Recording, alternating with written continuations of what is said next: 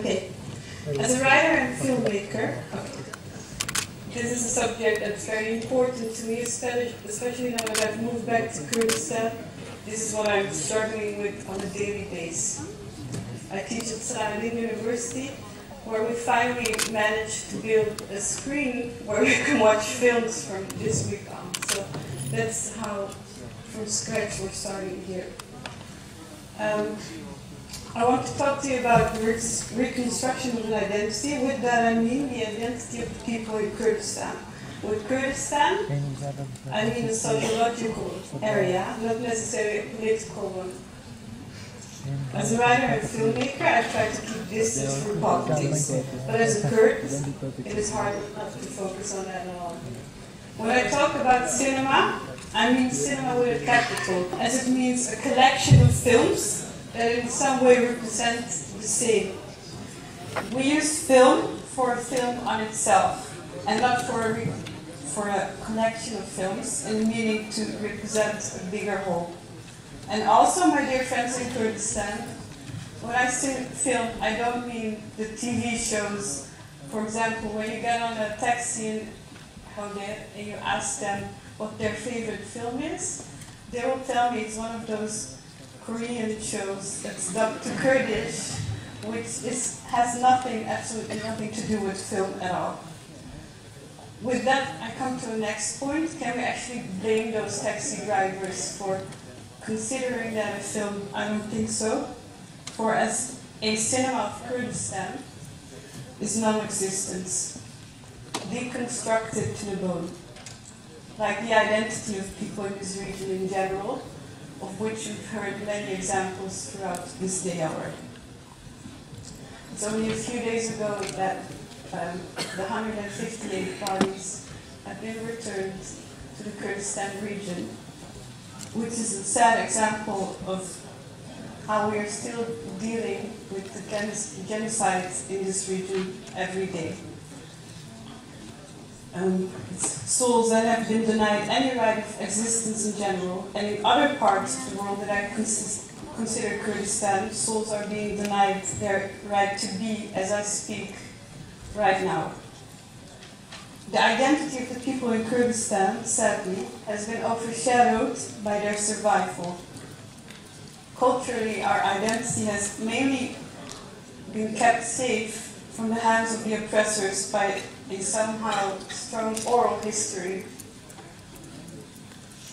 And please, ladies and gentlemen, whether you are a Kurd, Arab, Assyrian, or from a more recent European or Northern American minorities, let's continue the story of Kurdistan, especially here and now, where we have the freedom to do so.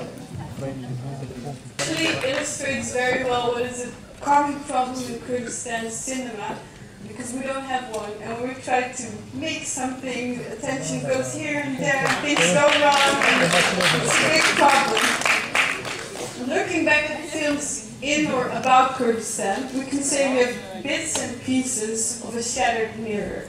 There are little things in which we can recognize ourselves, but the bigger picture is incomplete. Media, arts, and literature play a big role in the construction and constant reconstruction of a nation's identity. During my studies in film, I've spent lots of time researching the shattered Jewish identity because it shows many similarities with the Kurdish case.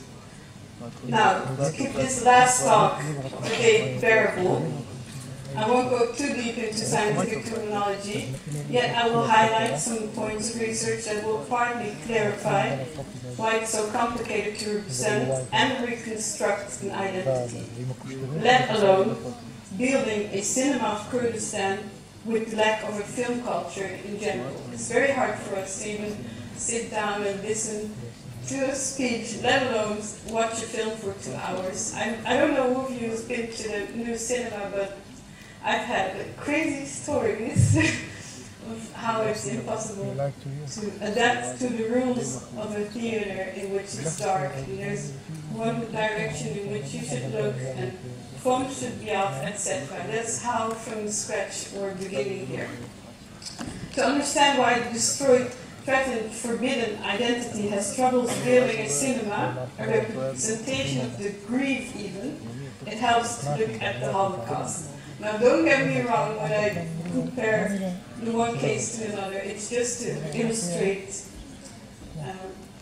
how we can analyze this, because no pain can be compared to the other. But the representation of a big collective grief in the context of World War II is discussed and analyzed often. In the epicenter of the debate about the representation lies Auschwitz and our memories of war. This at the same time marks the furthest border of representation. I hope you're still with me, as now comes the point. The complicatedness of this topic is the earthquake in the epicenter. As described in literature, Auschwitz is the earthquake itself.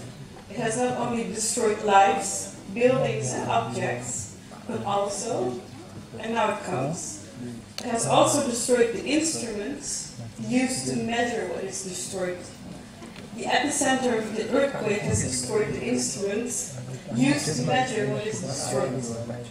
Now, instead of World War II, imagine Saddam's Anfal campaign, and instead of Auschwitz, let's take Halabja. The theory basically describes when an identity gets destroyed, when an identity gets genocided, which is not a word, but now it is.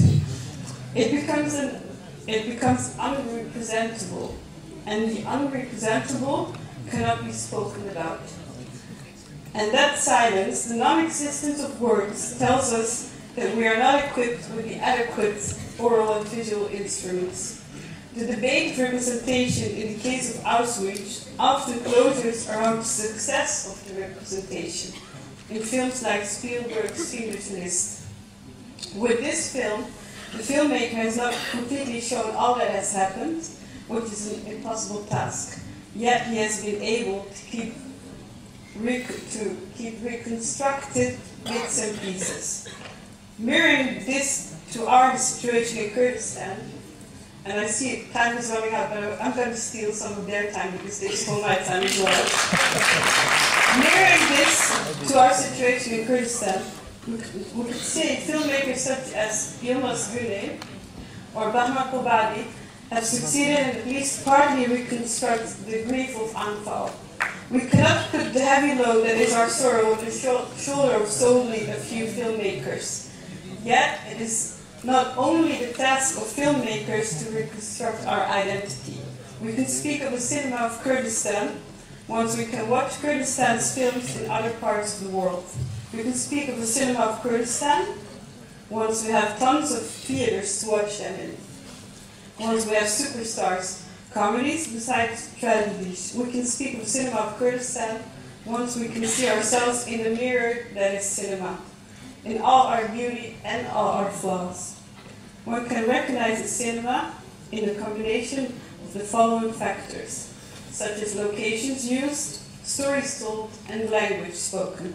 One can only recognize the cinema of Kurdistan once we can recognize ourselves in what we see.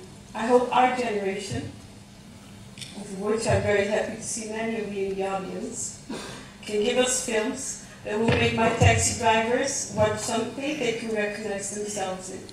I hope it can make them proud of Kurdistan and its richness. I hope it can help us recognize and resolve our flaws. I hope we can be proud of our identity again and the many cultures within Kurdistan. And I also hope we can preserve our languages. بشي كردستاني كدوسمان كوتو نبارزي وهاب إنجليزي وعربي وسماني ديك تسبكين من بكل كل ذاك الرام وزماني كم نبيت صوت وقت يشتك من نبيته أقل جي أو هم لديه زماني كمان سبكين